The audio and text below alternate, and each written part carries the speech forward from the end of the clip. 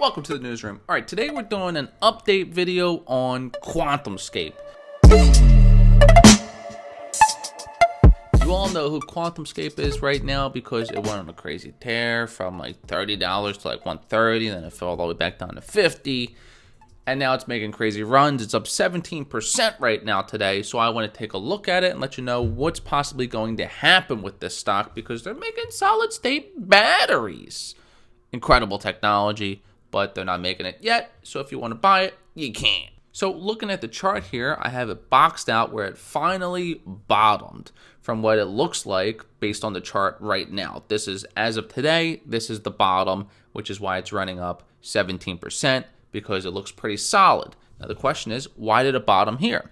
So if we look all the way to the left over here, we could see that this was the peak of its first run. And if we draw a line, you could perfectly see on each end why it found the bottom at 50, because that's where it was during its first rally. That was its resistance during the first rally, and now it's created the support for its nosedive into Putville. So now it's finally turning around right there. If it went any lower, these guys might go out of business. They might start packing up their little batteries and head home back into their sheds.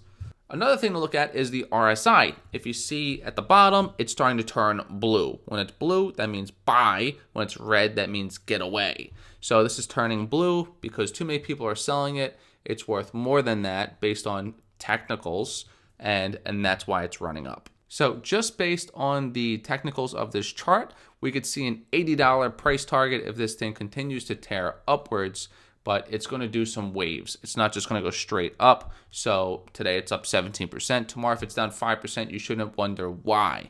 When stocks run up this much, they're going to pull down. It moves in waves. So I drew this out so you kind of understand what I'm talking about. It's going to go up and down, preferably steadily up. Another reason why the stock might have made a little run, because Kramer Cream, he said buy, buy, buy. He hit the button. He said, still a good-looking stock. Let's take a listen to what he said.